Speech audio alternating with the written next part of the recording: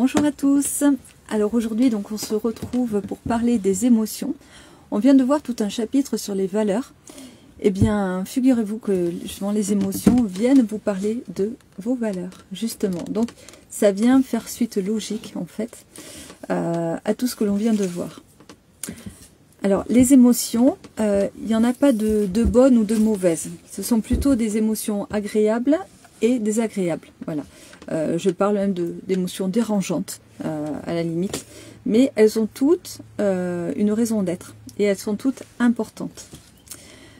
Alors pourquoi? Parce que ce sont des balises déjà qui vont vous guider sur ce qui est important en fait pour vous, donc par rapport à vos valeurs.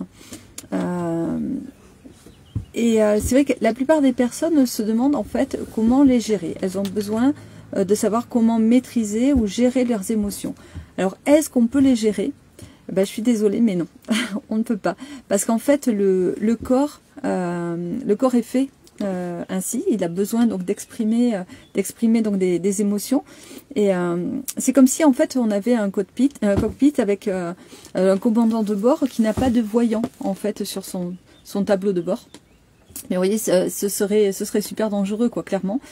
Eh bien, les émotions, c'est la même chose. Vraiment, si vous voulez ne plus avoir d'émotions, c'est sûr, vous pouvez ne plus en avoir. Vous allez voir le médecin et qui va vous administrer effectivement un traitement et qui va vous couper toutes vos émotions. Donc, vous serez un peu comme un légume. C'est ce que l'on donne aux personnes hyperactives et qui ont donc besoin vraiment d'être posées. Mais malheureusement, eh bien, du coup, il n'y a plus du tout d'émotions. Donc, on ne peut plus avoir de guide intérieur, finalement. En fait, pourquoi ne pas chercher forcément à les maîtriser? C'est parce que en fait, les émotions, c'est notre pouvoir. Voilà. Et c'est un pouvoir extrêmement fort. C'est du pouvoir d'avoir de l'intuition, par exemple, de ressentir de la motivation aussi, de l'inspiration. Voilà, tout ça, ce sont des énergies finalement internes que l'on a et qui vont pouvoir nous aider en fait à aller vers quelque chose qui nous parle et qui nous parle de nos valeurs, de ce qui est important pour nous. Alors en fait, c'est l'inconscient, ça qui nous parle. Alors, par exemple, vous avez une émotion donc désagréable, dérangeante, comme la frustration. Voilà, quand vous êtes frustré, ça vient vous parler de vous, finalement. Vous êtes frustré, mais pourquoi? Qu'est-ce qui est important pour vous que vous n'avez pas là de suite, que vous n'avez pas atteint? Voilà, donc du coup, vous allez pouvoir rechercher un petit peu là derrière ce que vous voudriez nourrir. Et donc, qu'est-ce que vous aimeriez, vous aimeriez atteindre? Et pourquoi en fait, et peut-être même qu'est-ce qu'il y a encore là derrière qui est encore plus important. Bien souvent, une valeur en cache une autre encore plus importante. Voilà, je vous invite vraiment à faire ce travail-là. Donc voilà, bon, bien sûr, évidemment, si on est un peu envahi, tout ça par des émotions qui viennent physiquement, en fait, nous empêcher d'être serein, d'être zen. Et que vraiment ça commence à trop durer, c'est pas agréable. Pour passer donc la tempête, en fait, on va tout simplement respirer. Voilà, d'ailleurs, je vous invite à faire de la cohérence cardiaque. Vous savez, ce système en fait qui permet d'apaiser la tête et le cœur. En fait, en faisant des systèmes de respiration, vous inspirez pendant 5 secondes et vous allez expirer pendant 5 secondes de nouveau et vous faites ça pendant 5 minutes à peu près. Et surtout en gonflant le ventre, voilà, le ventre et ensuite les poumons. Et ça va vous permettre vraiment, voilà, de conscientiser donc votre respiration et donc de pouvoir vous détendre, de revenir à vous finalement et voilà, de vous ancrer. Alors les émotions, elles permettent aussi de transmettre une histoire en fait, une histoire avec une vraie force. Voilà, elles vont plus marquer de cette façon-là le récepteur.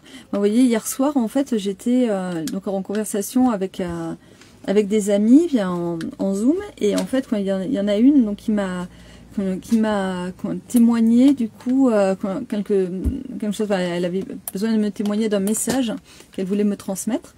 Et alors, en fait, il y a mis tellement d'émotions qu'elle m'en a fait pleurer. Voilà, elle m'a vraiment beaucoup touchée, mais c'était vraiment des larmes de gratitude. Et du coup, donc, les autres aussi ont eu ces larmes de gratitude parce que ça a tellement résonné en nous finalement. Elle a su transmettre son message de gratitude envers moi, déjà, bon, parce que voilà, elle était mieux, suite à une discussion qu'on avait eue. Mais c'est vrai que du coup, l'image de l'amour inconditionnel qu'elle avait, elle a su nous la retranscrire parce qu'elle nous a parlé vraiment avec une émotion forte, avec des termes bien ciblés qui ont vraiment représenté ce qu'elle avait ressenti. Donc voilà, l'impact a été très fort et je sais que ce que l'on retient tout du Zoom, c'est ce passage-là, en fait, qui a été extrêmement fort pour toutes et pour elle aussi. Alors vous voyez, il y a des émotions qui sont moins agréables, comme la colère par exemple, mais pourtant la colère, elle nous dit en fait en gros d'aller reclarifier en fait la règle. Voilà, si on est on est en colère, c'est qu'on a un besoin et il va falloir chercher quel est le besoin que l'on cherche à satisfaire en fait. Voilà, qui a besoin d'être nourri, pour s'honorer soi-même. Vous voyez, notre corps nous parle toujours par les émotions de toute façon, donc il est vraiment important de chercher ce que notre corps a à nous dire, voilà, par cette émotion-là. Alors, c'est vrai qu'on peut avoir tout un tas d'émotions, on peut ressentir de la jalousie, par exemple. Alors, qu'est-ce que vient nous dire ce sentiment-là derrière de nous, quel est notre besoin derrière ça. On peut ressentir aussi de l'enthousiasme quand on parle d'un projet ou de quelque chose, ou une simple idée, quelque chose qui est une simple connotation peut de suite nous donner de l'enthousiasme, et du coup, voilà, c'est un guide, ça aussi, pour nous dire, en fait, là derrière, il y a une valeur importante et quelque chose que tu as envie de faire, et donc, voilà, vas-y, creuse, et pourquoi ça te crée de l'enthousiasme, qu'est-ce qu'il y a là derrière qui te parle tant. On peut ressentir de l'agacement aussi, ou de l'excitation, vous voyez, c'est plein d'émotions, tout ça qui nous parle de nous, en fait. Donc voilà, quoi. Je pense que je creuserai un peu plus sur ce sujet-là des émotions, bien sûr, mais sachez donc qu'on a des émotions de toutes sortes qui sont des émotions hautes et des émotions basses. En fait, les émotions basses, ce sont celles qui vont être plus dans le calme, la sérénité. Alors, il y a des émotions dérangeantes et des émotions agréables dans les énergies basses. De la même façon qu'il y en a dans les énergies hautes aussi. La colère est une énergie haute, elle est pleine d'énergie. De la même façon que l'excitation est une énergie haute aussi. Alors, c'est plein d'énergie du coup, tout ça, mais l'idée, ça va être, avec le temps, d'arriver à se canaliser en fait, et à être à peu près sur un fil directeur. Bon, bien sûr, on va toujours un peu osciller, mais le fait qu'il y ait des grands écarts entre des énergies hautes et des énergies basses, donc des grandes émotions, en fait, ça va être épuisant. Voilà. Donc, l'idée, d'ailleurs, quand une personne a trop de yo-yo comme ça, trop grand, en fait, des émotions trop fortes dans le positif ou dans le négatif, en général, ça l'épuise tellement qu'elle finit par devoir être aidée de façon médicamenteuse la plupart du temps, parce que même le cerveau lui-même ne peut pas gérer tout ça, et les personnes en finissent par en être malades en fait. Donc vous voyez que bien le fait d'être dans des extrêmes, ce n'est jamais bon. Donc l'idée, ça va être d'arriver à réduire un peu l'écart des extrêmes, donc être sur quelque chose d'un peu plus constant, on va dire, voilà. Donc c'est normal d'avoir des oscillations. Par contre, il faut éviter d'être trop dans l'excitation ou trop dans le désarroi, on va dire, ou quelque chose de trop bas. Et donc voilà, du coup, je vous invite en fait à chercher, voilà, à comprendre votre monologue intérieur quand vous avez une émotion forte qui arrive. Et donc essayez de voir ce que vous vous racontez, parce que c'est ça qui va guider en fait votre émotion. Voilà. Alors c'est pas facile de le choper, voilà, parce qu'il faut être très vrai avec soi-même. Mais quand vous arrivez à le faire, vous avez une certaine libération qui arrive et vous vous sentez authentique. Et ça, c'est très important. Ça permet de revenir à l'être. Ce que je dis assez souvent depuis quelque temps, voilà, d'arriver à d'abord être fidèle à soi-même. Voilà. Et donc, accueillir les émotions va vous permettre en fait d'être au plus près de vous-même et de vous connaître surtout. Voilà. Alors, j'espère que ça vous aura un petit peu apporté, déjà. Et dites-moi en commentaire, voilà, si vous voulez, d'autres, si ça vous fait appel déjà sur certaines choses, hein, s'il y a des questions qui vous viennent, ou des choses qui vous font tilt comme ça.